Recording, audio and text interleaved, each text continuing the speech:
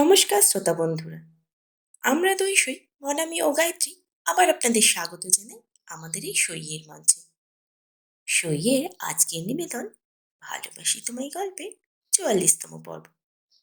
আমাদের গল্পটি কেমন লাগছে তা কমেন্টে জানান প্লিজ। আমাদের গল্পটি ভালো লাগলে লাইক, কমেন্ট ও শেয়ার করুন। আর হ্যাঁ, সইকে সাবস্ক্রাইব করতে ভুলবেন না যেন। তবে শুনতে থাকুন, ভালোবাসি তোমায়। সোহম মুচকি হেসে বিদিশার কানের কাছে মুখ নিয়ে গিয়ে বলল, বেশি লজ্জা পেলে কিন্তু আবার আমার ক্ষমতা দেখাবো। বিদিশা চাদর গায়ে উঠে বসে।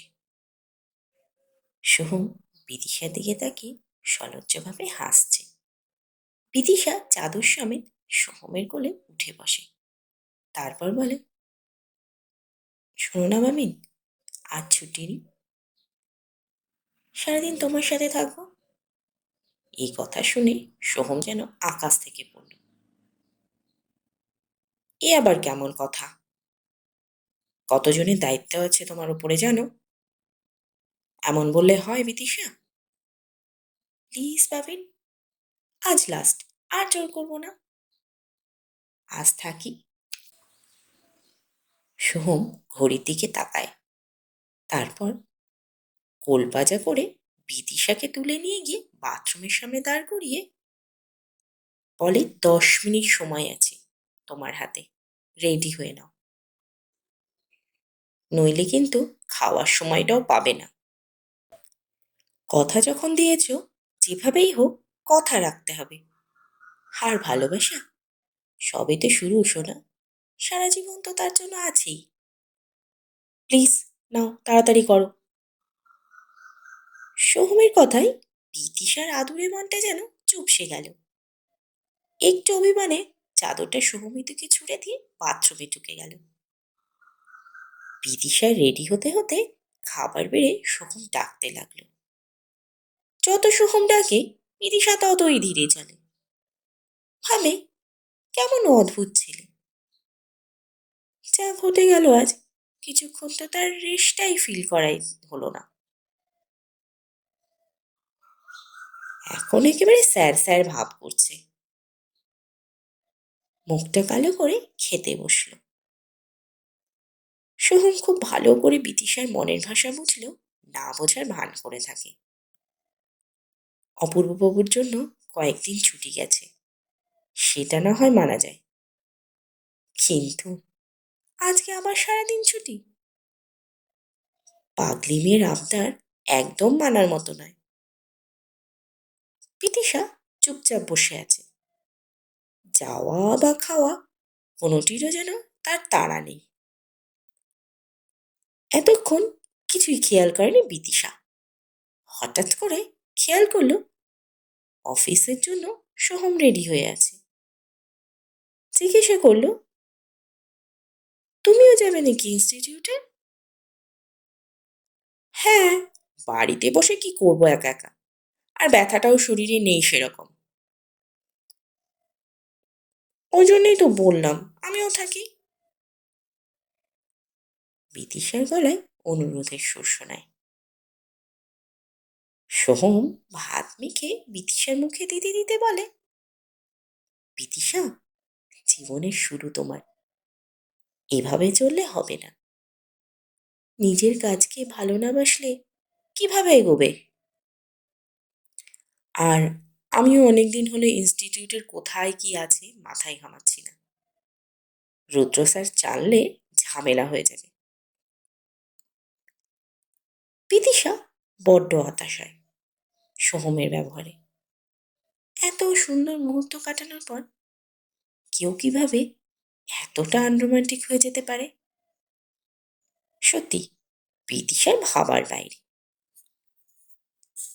আজ সারাদিন একসাথে কাটানোর দিন ছিল, কত গল্প, কত কথা বলার ছিল, শোনার ছিল।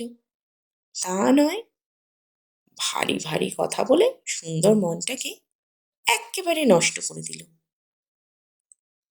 কথা না বাড়িয়ে সোহমকে বলল, তুমি খাও, আমি খেয়ে নিচ্ছি। সারা রাস্তা মুখটা কালো করেই রইল বিদিশা। সুন্দর সময় এভাবে কাজের ব্যস্ততায় বদলে যাবে মেনে নিতেই অসুবিধা হচ্ছে। সত্যি আজ ভালোবাসার দিন ছিল। বাইক থেকে নেমে বিদিশা একা একা ইনস্টিটিউটে ঢুকতে যাবে, সোহম পেছন থেকে ডেকে থামায়। বিদিশার কাছে এসে সোহম বলে, আমি জানি তুমি খুব মন খারাপ করেছো, স্বাভাবিক, আরও কিছুক্ষণ কাটাতেই পারতাম, কিন্তু দেখো এভাবে আদর করার জন্য কাজকে গুরুত্ব কম দিলে বিদিশা খাতায় শুধু শুধু লাল কালির দাগ থাকবে। কেন বলো তো? বিদিশা মুখে কিছু বলল না, কিন্তু চোখে একরাশ প্রশ্ন নিয়ে তাকালো সোহমের দিকে।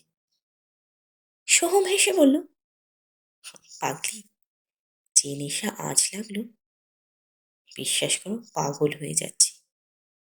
নিজেকে কিভাবে কন্ট্রোল করে আছি সেটা আমিই জানি।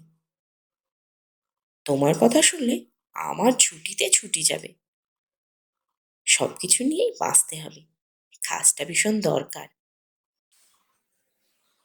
তবে এরপর যেদিন সময় পাবো বিদিশা, সেই দিনের জন্য সাবধানে থেকো।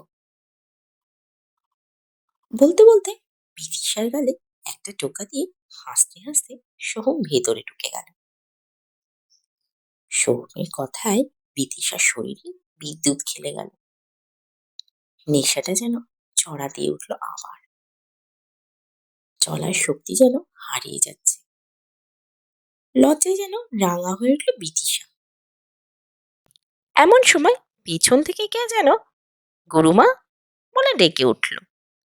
চমকে তাকাতেই রকি, এই তো ম্যাম, শুনলাম আপনার বাবা নাকি অসুস্থ ছিলেন, কেমন আছেন এখন? কথা বলতে বলতে রকি আর বিদিশা ইনস্টিটিউটে ঢুকলো। ঢুকেই দেখলো সবাই কেমন যেন অদ্ভুত রকমের মনমরা, কারো মুখে হাসি নেই। পিয়ন থেকে আরম্ভ করে মৌমিতা, এমনকি পুরো ইনস্টিটিউট কেমন যেন অদ্ভুত রকমের নিঝুম। রকির সাথে কথা থামিয়ে মৌমিতাকে জিজ্ঞাসা করলো বিদিশা, কিছু হয়েছে নাকি মৌমিতা? মৌমিতা আধা ইশারা আর ভাষায় প্রকাশ করে বলল, আজ সবার যা ডোজ পড়েছে না, বলার মতো না। বিদিশা অবাক হয়ে বলল, কে দিল? রুদ্র স্যার, আবার কি? কেউ বাদ যায়নি। তার মধ্যে সোহম স্যার দুদিন আসেনি। ইনস্টিটিউট মাথায় তুলে রেখে দিয়েছে স্যার। বিদিশার বুক দুরু দুরু করে সোহমকে যেন কিছু না বলে একটু ভীতু স্বরে জিজ্ঞাসা করে, মমিতা, সোহম স্যার কোথায়? কোথায় আবার? ঢুকতেই দেখেছে স্যার বোধহয় ক্যামেরাতে, সঙ্গে সঙ্গে ডেকে পাঠিয়েছে। এখানে বেশিক্ষণ থাকবেন না, কি জানি আপনাকেও না ডেকে পাঠায়। আপনি ক্লাসে যান ম্যাম। বিদিশার ভয়ে কেমন যেন গলা শুকিয়ে আসে, কথা না বাড়িয়ে ক্লাসে রওনা দেয়। রুদ্র আগরওয়াল সোহমের থেকে বছর দেড়েকের বড়, মারওয়ারি, কিন্তু বাংলায় থাকার সুবাদে বাংলা ভাষা একদম স্পষ্ট। সোহমের সাথে বন্ধুত্বের সম্পর্ক। সেই যখন নতুন ইনস্টিটিউট খুলে বসেছিল রুদ্র, কিছুতেই চলছিল না। বহু চেষ্টা করেও দাঁড় করাতে পারছিল না ইনস্টিটিউটটি। সেই সময় সোহম উত্তরবঙ্গে থাকার ইচ্ছেতে শিলিগুড়ি আসে এবং এই ইনস্টিটিউটে যোগ দেয়। ধীরে ধীরে সোহমের অক্লান্ত চেষ্টায় 10 গুণ বৃদ্ধি পায় ইনস্টিটিউট। রুদ্র বেশ সহমীয় করে চলে সোহমকে এবং সবচেয়ে বেশি বিশ্বাস করে বলা যায়। দুজনের মধ্যে বোঝাপড়াটাও দেখার মতো। কিন্তু সোহম একটু ইনস্টিটিউটের ব্যাপারে উদাসীন হয়ে গেলে রুদ্র তার রূপ দেখায়। এই নিয়ে আগেও ঝামেলা হয়েছে, কিন্তু রাগ কমে গেলে সোহমের কাছে বড় দাদা হিসেবে মাপ চেয়ে নেয়। আর সোহম প্রকৃত অর্থে ভালোবাসে রুদ্রকে। তাই কখনো কখনো কোনো কিছু অপমানজনক লেগে থাকলেও মাপ করে দেয়। আজ সোহম কেবিনে ঢুকতেই রুদ্র প্রায় চিৎকার করে বলে উঠল, সোহম ক্যা কর রা হ্যায় তু আজকাল? সোহম শান্তভাবে চেয়ারটা টেনে বসল। বলল, কেন কি হলো? কি হলো মানে? আমার ব্যবসা ডুবে যাচ্ছে। এভাবে সবাই মনমর্জি করলে আমার ব্যবসা ডুববে না তো কি ভেসে উঠবে? সোহম বাধা দিয়ে বলে, আহা, ব্যাপারটা কি বলবি তো? তোর কাছে ব্যাপার মনে হচ্ছে? ये दो लड़कियां मिलके खत्म कर देगी मेरे सब। সোহম অবাক হয়ে জিজ্ঞেস করে, কোন দুজন? তুই জিজ্ঞেস করছিস কোন দুজন? আরে, ও এক সেন্টার হেড, আরেকজন রিসেপশনিস্ট। সোহম অবাক, জিজ্ঞেস করলো, কেন কি হলো এমন? তুই এক কথা বারবার জিজ্ঞেস করছিস, কি হলো কি হলো? কোনো পেপার দুজনের কাছে আপডেট নাই জানিস? কিছু বললেই দুজন দুজনের ঘাড়ে দোষ দিচ্ছে, আর না পোষালে তোর ঘাড়ে। আর তুই আগে তো সব দেখে শুনে রাখতিস। আমি খেয়াল করেছি আগের মতো তুই থাকিস না ইনস্টিটিউটে, আর কোনো কিছু খেয়াল করিস না। মুঝে বাতা, ये क्या चल रहा है, क्या हो रहा है क्या? কথার মাঝে সোহম খেয়াল করলো রুদ্র ল্যাপটপে বিদিশার ক্লাসে সিসিটিভি অন করে রেখেছে। পুরো স্ক্রিনে বিদিশা। সোহমের বুকটা জ্বলে গেল। সঙ্গে সঙ্গে জিজ্ঞাসা করলো, কাকে দেখছো ল্যাপটপে? বিদিশাকে? হো হো করে হেসে উঠল রুদ্র। বলল, তোর নজর আছে তো সেই মেয়েটাকে কাছ থেকে দেখেছিস? একটা আসল চিজ কি আছে মেয়েটার মধ্যে বলতো? সোহম নিজেকে শান্ত রেখে বলল, কি আছে? রুদ্র হেসে উঠল, বলল, उसकी आंखें, बहुत বলতি है বিদিশার চোখ, ওর মুখের থেকেও বেশি। বলে আবার হো হো করে হাসতে শুরু করলো। আর সোহমের মনে হলো কেউ যেন কেরোসিন ছিটিয়ে আগুন ধরিয়ে দিয়ে যাচ্ছে সোহমের গায়ে।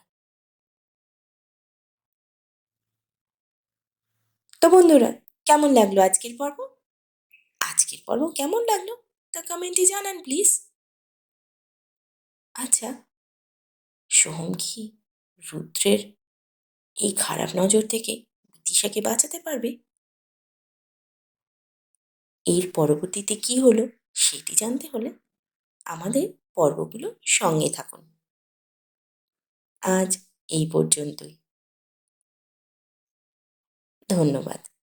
ভালো থাকবেন।